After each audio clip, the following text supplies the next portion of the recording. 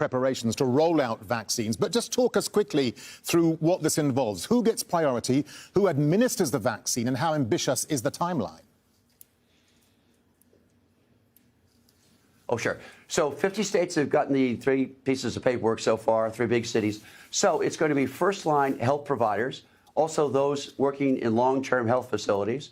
You'll have people who are at high risk because they have high blood pressure, they're immune compromised, and you're also going to have minority groups. Those are the very first on the list to get this vaccine, and they should be. That's the highest priority.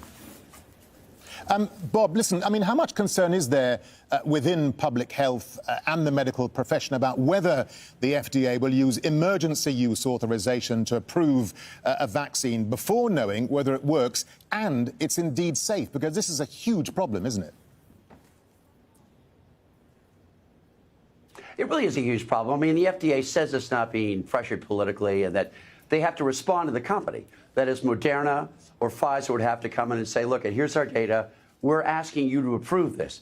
But clearly, there's a lot of politics here. I mean, you know, as a healthcare professional who's covered these epidemics for years, I can't believe how politics have manipulated the science here and how incredibly dedicated it is to see these, you know, amazing institutions like the Centers for Disease Control just fall flat on their face in terms of being manipulated politically with this whole sort of mess here in the United States. It's a sad day. Dr. Bob Arnott, great to get your thoughts and your analysis. Thank you very much indeed for talking to Al Jazeera. Thank you so much, Darren. Good to see you. Now, former Italian Prime Minister Silvio Berlusconi is in isolation at home after testing positive for COVID-19. The 83-year-old's doctor says Berlusconi has no symptoms, but he took a test as a precaution after returning from holiday in Sardinia, where there's been an outbreak. Berlusconi's been Prime Minister 4 times. He says he'll continue to work from home as leader of the Forza Italia party before local elections this month. The Venice Film Festival has begun as scheduled in another sign of some return to normality. There was still plenty of glitz and glamour on the red carpet, though most of it at a social distance and with masks out in force. There'll be no public red carpet events and cinemas will be half full. It's the first event of its kind since the pandemic began. To be gathering here with you all tonight seems like some kind of wondrous miracle. And over the last few months, several months, seems like years, in our isolated bubbles, we've been sustained by streaming images and stories into our living rooms. But I think there's been a vital component that's been missing, and that's back here tonight. It's strangers gathering in the dark in anticipation of a collective experience, an event.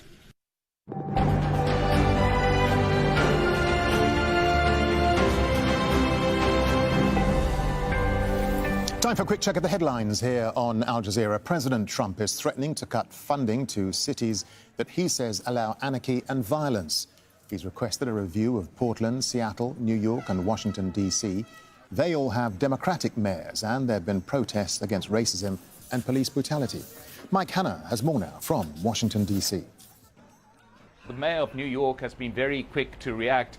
Bill de Blasio held an urgent news conference saying that this is nothing more than a political stunt.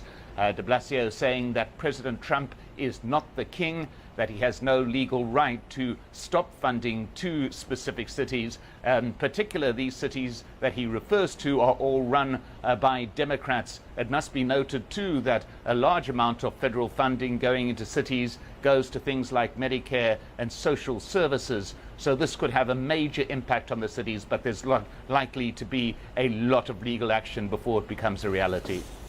Germany says it has unequivocal proof that the Russian opposition leader Alexei Navalny was poisoned with a Soviet-era nerve agent. He's being treated in a Berlin hospital after falling ill last month. Germany's government says the Kremlin must answer difficult questions. The UN and human rights groups are condemning US sanctions imposed on the chief prosecutor and another official of the International Criminal Court.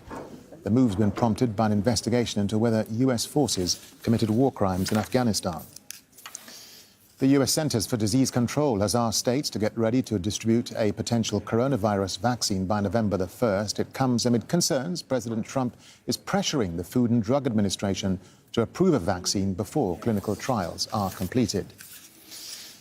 And a powerful typhoon that has swept up the Korean peninsula is now bringing severe flooding to North Korea. It's the second typhoon to hit in a week. South Korea's weather agency says winds from Typhoon Maisak reached more than 160 kilometers an hour. It's flooded roads in the south, bringing down trees and damaging apartment blocks. More than 2,000 homes on the island of Jeju also lost electricity. So those were the headlines. The news continues here on Al Jazeera after Women Make Science. Stay tuned. Thanks for watching. Bye for now. Russia now seems to be going after the main economic resource, which is, of course, oil.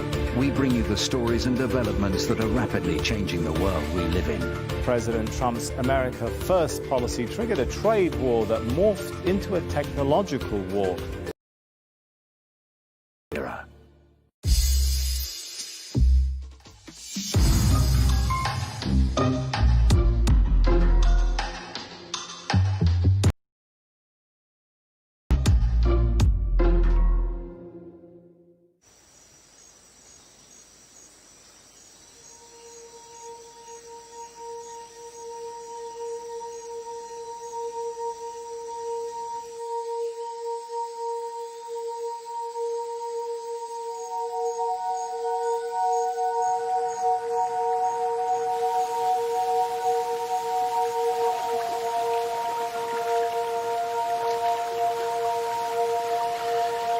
This forest is one of the most amazing places in the world.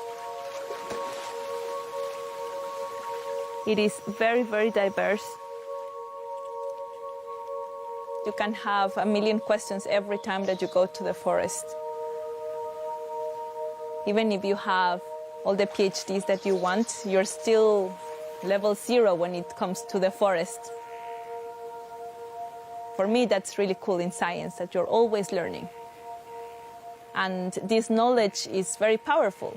This knowledge can change people's lives, can change a community's life.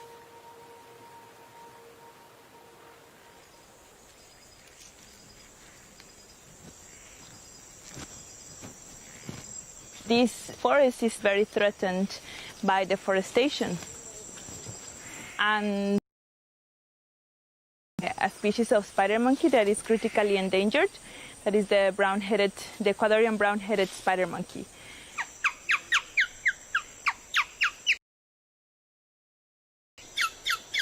It is estimated that there's less than 500 individuals in the wild. ¿Ves? Ojalá estén viniendo para acá y no. Se subieron por ahí, pero no.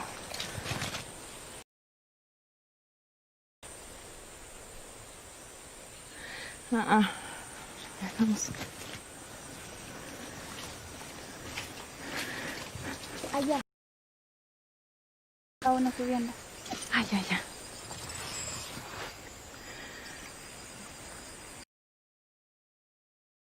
Qué bueno que vinieron para acá.